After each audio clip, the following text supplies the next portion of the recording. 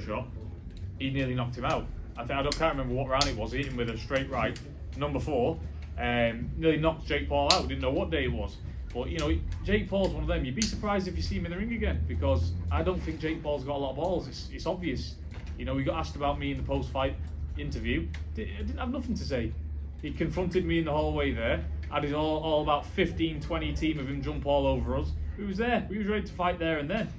He's big in front of cameras but small by himself, and Jake Paul realised tonight how hard sport boxing is, and he got clipped with a little shot. So imagine if he got hit and dropped. I don't know if you'll see Jake Paul back in the ring again. What happened in the hallway? Talk us through it.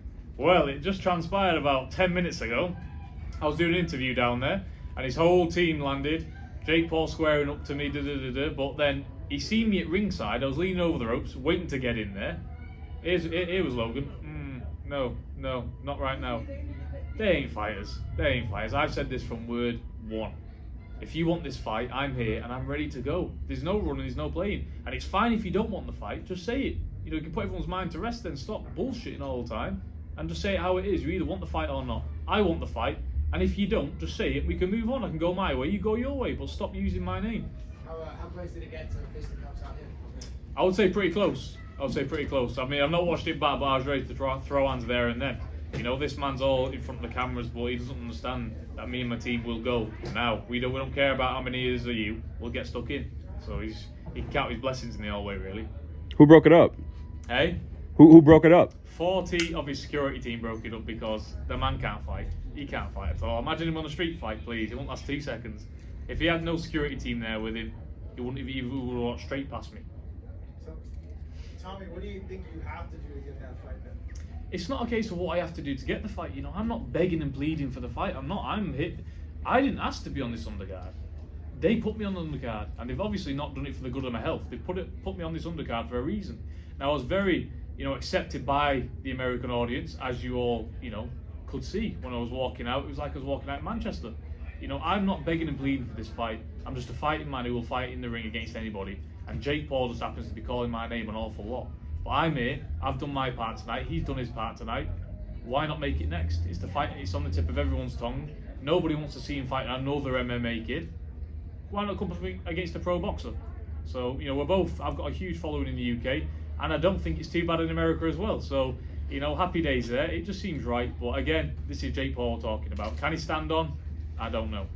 Tommy, I'm sure BT Sport will put that clip out very shortly, but you came face to face with Jake Paul. You were saying things to each other. What did you see when you looked into his eyes? I seen nothing. I seen absolutely nothing. Jake Paul's got nothing inside him, and I seen that in that corridor right then. Because there was a moment in that corridor where everything was going off between the security and my team and his team, and it was just me and him. And I looked dead into his soul. And when them cameras are not around, he doesn't want to know. I mean, let's be honest, if he really wanted to fight me, I'd have been in that ring there at the end of the fight, through the ropes, let's go, there's no return. But he didn't want that. And the reason why he didn't want me in the ring is because if I was getting in there, he wouldn't be able to go back on it. That's why I wasn't in the ring tonight. What do you think of your performance tonight? Were you disappointed at all in not getting the finish? My performance was, honestly, dog shit. Now I'm a realist. I don't beat around the bush. I say it how it is, and I always will say it how it is. Win, lose, or draw, you will always see an honest answer from myself. I didn't rate my performance tonight at all, and that's just period. But this is the sport of boxing. We have good days and bad days. I got the win, and that's all that matters in the fight. You come out with a W, and we're 7-0 now, and we're just going to keep on pushing forward, like I said before, slowly but surely. We're going to get the right fights at the right time, and just enjoy it, because my career ambitions are a lot different, to Jake Paul's. That's why you can't relate us in the same sentence, because I've got ambitions of, being a world champion and being remembered. Doing this as my whole life. Jake Paul's in this to make a few quid and a bit more fame, and another bit to add to his content creation or whatever he wants to do. I'm a fighting man, and that's the difference between me and him. Oh, time for one more question, guys. Right here. Tommy, overall, what did you feel like it showed what level Jake's at this point, this fight? I think tonight we all saw Jake Paul clearly didn't know how hard boxing was. He took one good right hand in the ear, stumbled back, went through the ropes, and he thought, oh God, it's a bit of an hard game this, isn't it? I'll stick to the YouTubing business. I think that's what you've seen tonight. He took one good shot in a boxing ring, and he crumbled. And if Tyron would have pressed on a little bit more through them rounds, Jake Paul would have been out of there. Now, this is probably why you won't see me and him next, because if he did that with me in there, I'd have swarmed all over him, hands up round me ear, straight to him, take everything that he's got on the arms and gloves, and I'd wear him down and smash him to pieces. But that's why you won't see me and Jake Paul. Not through me, through him. Following up on that, Tommy, this will be my last one with me. You said you weren't happy with your performance. Why do you feel you weren't able to take Taylor out of there today? You know, many things. You know, no excuses from me. That was the best camp I've ever had in my entire life. There's no excuses there.